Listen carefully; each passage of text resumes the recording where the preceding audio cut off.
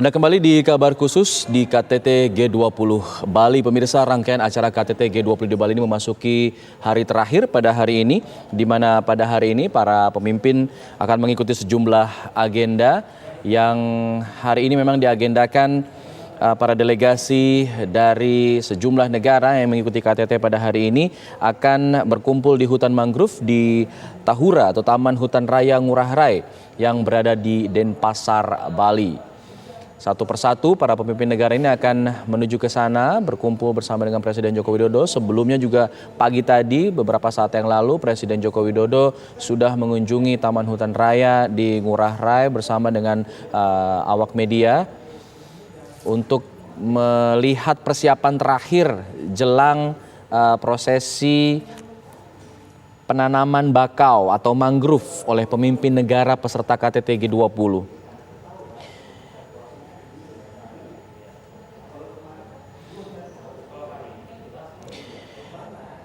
Memang agenda ini, agenda penanaman mangrove ini merupakan bagian dari tema yang secara khusus dipilih oleh Presiden Joko Widodo dalam pelaksanaan KTT dalam kaitannya soal menangani krisis iklim. Jadi di sini pemerintah berharap setidaknya sebagai salah satu negara dengan hutan mangrove terbesar dapat kemudian menginspirasi dunia sekaligus sebagai bentuk kepedulian bersama terhadap lingkungan hidup, karena mangrove ini memang tanaman yang mampu menyerap karbon, melindungi lahan dan juga mencegah abrasi laut. Jadi mangrove ini diibaratkan sebagai simbol untuk perubahan iklim atau perbaikan iklim ke depannya.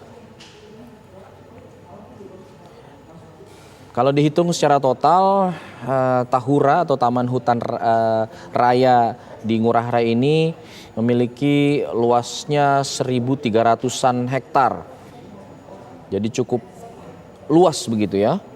Dan ada 33 jenis mangrove pemirsa yang berada di Tahura Ngurah Rai ini. Dan jenis yang paling banyak adalah jenis perapat atau pidada putih yang dalam bahasa Bali ini disebut perapat. Sehingga masyarakat lokal juga menyebut lokasi ini sebagai Tahura Perapat. Itu sebagai background mengapa kemudian agenda mangrove ini dipilih oleh Presiden Joko Widodo untuk dilakukan bersama-sama dengan sejumlah pemimpin negara. Nantinya memang setelah dari agenda ini, setelah Presiden Joko Widodo bersama dengan para pemimpin negara KTT G20 ini mengikuti agenda di Tahura, di Ngurah Rai. Nantinya mereka akan mengikuti agenda lanjutan kembali ke hotel di Apurva Kempinski yang memang nantinya akan memasuki acara puncak pada hari ini. Di mana hasil dari KTT G20 akan disampaikan ke publik. Nah, inilah hasil yang kemudian akan ditunggu-tunggu oleh seluruh peserta dan tentunya masyarakat dari berbagai negara termasuk Indonesia, karena yang diharapkan KTT G20 ini menghasilkan joint communique atau kesepakatan bersama. Jika memang dihasilkan ada kesepakatan bersama, maka istilah yang digunakan adalah joint communique. Namun jika tidak ditemukan adanya kesepakatan bersama, poin-poin apa yang kemudian sudah disepakati untuk kemajuan dari negara-negara KTT 20 ini, maka itu akan disebutnya sebagai Leaders Declaration atau deklarasi para pimpinan negara. Jadi memang kalau ada kesepakatan, yang akan disampaikan adalah joint communique. Namun ketika tidak ada kesepakatan, tetap ada deklarasi atau Leaders Declaration. Nah, sebelumnya diinformasikan memang sudah ada pertemuan antar menteri dari negara-negara terkait, yaitu melalui Sherpa Track atau jalur Sherpa G20 yang sudah berhasil dilalui. Sudah 4 kali pertemuan disebutnya. Berdasarkan keterangan dari Sekretaris Menko Bidang Perekonomian, Susiwiono Mugiarso, mengatakan dinamika pembahasan cukup lancar dan diharapkan memang KTT G20 ini menghasilkan joint communique atau kesepakatan bersama. Itu yang sama-sama kita akan nantikan.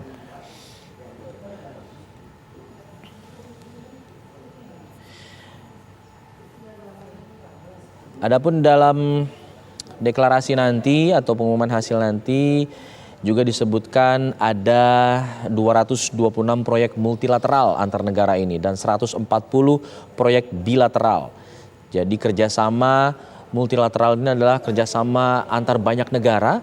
Jadi ada 226 proyek yang melibatkan banyak negara dan ada 140 proyek yang melibatkan antar dua negara, entah itu Indonesia dengan negara Amerika atau Indonesia dengan China atau Amerika dengan China. Jadi antar dua negara saja.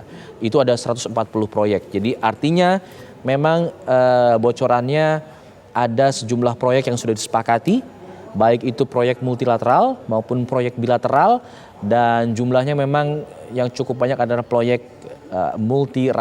multilateral. Saat ini kami juga sudah terhubung bersama dengan rekan Yasmin Rahmadi yang memantau langsung jalannya KTT G20 untuk agenda hari ini. Yasmin, bisa Anda informasikan kepada kami mengenai agenda hari ini, detail-detailnya, dan juga apakah sudah terbuka kemungkinan adanya joint communique atau kesepakatan bersama? Ya, selamat pagi pemirsa. Memang membahas mengenai agenda hari ini yang merupakan hari kedua dari puncak acara KTT G20. Ini memang dimulai dengan penanaman mangrove di Tahura atau Tahura Ngurah Rai Bali, di mana memang saat ini sejumlah delegasi juga sudah mulai berdatangan ke lokasi, dan nanti rencananya agenda dari penanaman mangrove ini akan dimulai pada pukul 10.30 waktu Indonesia Tengah. Nah, setelah para delegasi ini melakukan penanaman mangrove pada pukul 10.30, maka para delegasi ini akan diarahkan ke venue dari acara puncak KTT G20, yakni adalah di Hotel Apurva Kempinski Nusa Dua Bali, di mana nanti para delegasi ini langsung masuk ke sesi ketiga, yakni untuk membicarakan mengenai transformasi digital, di mana seluruh delegasi yang terlibat ini diperbolehkan untuk menyampaikan intervensinya terkait topik ini, pemirsa. Dan memang seperti yang kami sampaikan sebelumnya, dalam G20 tahun ini ataupun Forum Group of 20 ini mengangkat tema Recover Together, Recover Stronger, dan ada 3 topik utama yang diangkat dalam pertemuan KTT G20 tahun ini, pemirsa. Diantaranya adalah penguatan arsitektur global, lalu ada juga yang kedua ada transformasi digital, dan yang ketiga adalah transisi energi. Dan memang topik-topik ini juga berkaitan dengan krisis pangan di dunia yang saat ini memang sedang berlangsung, terlebih dengan adanya konflik di antara Rusia dan Ukraina yang juga memperparah keadaan di sejumlah negara. Sehingga memang diharapkan dengan adanya pertemuan G20 ini, pemirsa, ini dapat menyelesaikan masalah tersebut, dan nantinya akan ada persediaan pangan yang dapat dijangkau oleh seluruh pihak.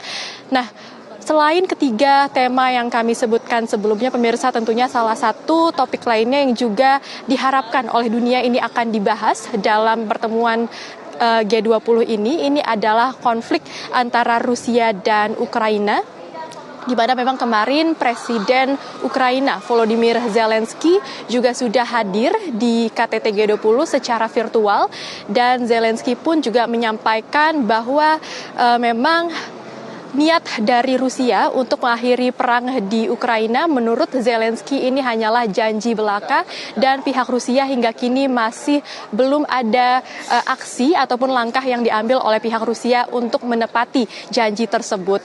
Dan selain itu, pemirsa, memang hal lainnya yang juga ditekankan dalam G20 kali ini adalah mengenai krisis pangan dan juga transisi energi. Dan memang sebelumnya negara-negara G20 ini juga sudah sepakat untuk menangani permasalahan transisi energi, yakni adalah dengan sejumlah proses, tentunya ini adalah tentang dekarbonisasi dan juga membicarakan mengenai net zero emission yang memang ini sudah disepakati akan diberlakukan di negara-negara anggota G20. Bahkan rencananya memang negara-negara anggota G20 ini akan merealisasikan goal dari renewable energy ini pada tahun 2030 dan ini juga sesuai dengan perjanjian Sustainable Development Goals 2030 dan juga Paris Agreement. Selain itu pemirsa, memang di luar 3 isu prioritas tersebut ada juga beberapa topik lainnya yang dibahas dalam pertemuan G20 ini dan memang sejauh ini juga sudah mengerucut ke beberapa poin. Ini diantaranya adalah diadakannya Pandemic Fund ataupun International Pandemic Fund, yang mana artinya ini merupakan pendanaan pasca pandemi COVID-19 yang melanda seluruh bagian dunia pada beberapa tahun terakhir ini pemirsa, sehingga diharapkan dengan adanya Pandemic Fund ini dapat mempercepat proses pemulihan ekonomi secara global. Lalu yang kedua ini adalah di bidang energi juga sudah ada kesepakatan terkait peta dari transisi energi, dan yang ketiga memang kemarin di forum B20 ataupun B20 Investment Forum juga sudah ada penandatanganan MOU ataupun Memorandum of Understanding ini terkait adanya peluang investasi sebesar 75 triliun rupiah dari 11 perusahaan, atau maksud kami 18 perusahaan yang berasal dari 11 negara. Dan selain itu Alfat dan juga pemirsa, tentunya dengan momentum acara puncak G20 ini juga sudah digelar beberapa pertemuan bilateral. Salah satunya adalah tentunya pertemuan bilateral antara Presiden Republik Indonesia Joko Widodo dan juga Presiden Amerika Serikat Joe Biden yang berlangsung beberapa hari yang lalu atau sekitar 2 hari yang lalu, di mana memang dalam pertemuan tersebut ada beberapa hal yang diperbincangkan oleh kedua belah pihak, diantaranya adalah tentunya tentang KTT G20 ini pemirsa, dan juga pemulihan ekonomi global pasca pandemi COVID-19. Yang tidak kalah menarik juga adalah pertemuan bilateral dari Presiden Amerika Serikat Joe Biden dan Presiden China Xi Jinping, yang mana ini merupakan pertama kalinya Biden dan Xi Jinping bertatap muka pasca Biden terpilih menjadi Presiden Amerika Serikat pada pemilu AS beberapa waktu yang lalu. Memang kedua negara dengan ekonomi terbesar ini pemirsa diketahui seringkali mengalami tensi-tensi dalam beberapa hal, diantaranya adalah penanganan isu hak asasi manusia, perdagangan, dan juga status yang diberikan kepada Taiwan. Melalui pertemuan bilateral tersebut, memang kedua negara ini sepakat bahwa keduanya ini akan tetap berkompetisi, namun berkompetisi secara sehat, dan juga diharapkan bahwa kompetisi ini tidak akan berujung dengan konflik, dan juga kedua belah pihak ini juga sepakat bahwa keduanya akan tetap menjaga hubungan diplomatis, khususnya untuk menjaga hubungan baik di antara warga Amerika Serikat dan juga warga Cina. Keduanya pun juga sepakat untuk menangani sejumlah isu global, diantaranya tentunya adalah penanganan dari pemulihan ekonomi pasca pandemi COVID-19, lalu transisi digital dan juga transformasi energi. Untuk sementara itu kami kembalikan ke studio. Baik, Yasmin Rahmadi mengabarkan langsung dari Nusa Dua Bali. Kita masih akan terus memantau jalannya agenda KTT G20 hari ini di Bali. Kita jeda dulu. Kami akan kembali sesaat lagi. Tetap bersama kami di Kabar Khusus.